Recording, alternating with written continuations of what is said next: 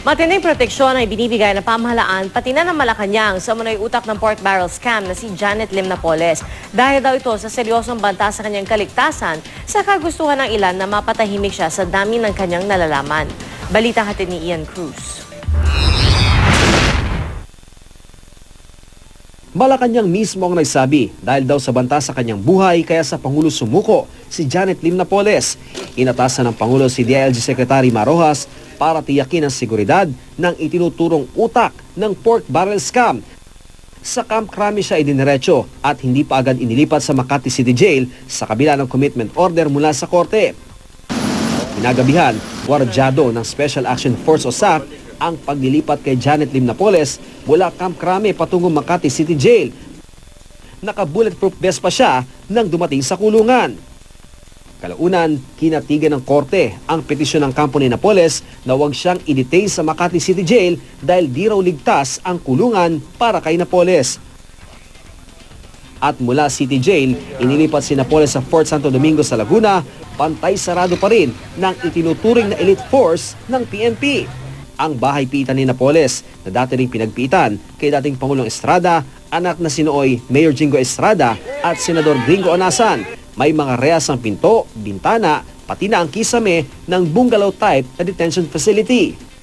May 2 layer ng cyclone wire pa ang nakapalibot sa bahay. May mga kasalukuyan ng mga barriers or mga pader na siyang maglilimita sa kanyang threats or sa kanyang movement.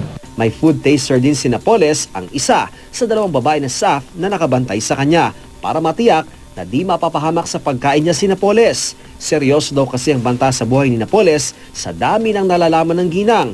May mga gusto talagang patahimikin siya. Para sa gobyerno, 2 naman lang yun eh. Paghandaan natin ito at buhay siyang haharap sa buong puwersa ng ating batas or may mga mangyayari sa kanya at pagbibintangan na naman yung gobyerno na kasabwat sa pagpapatahimik sa kanya. Pero hanggang sa ngayon, hindi pa idinidetalye ang mga banta umano kay Napoles.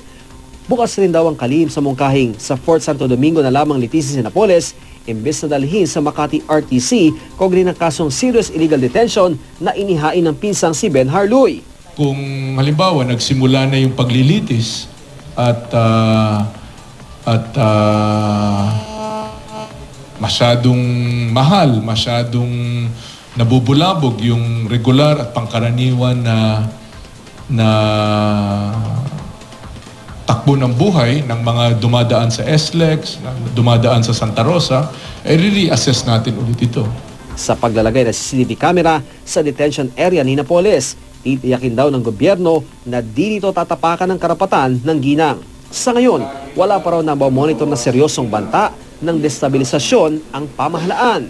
Pero the possibility always exists na may mga gustong mag-take advantage nitong situation na ito. Ian Cruz, GMA News.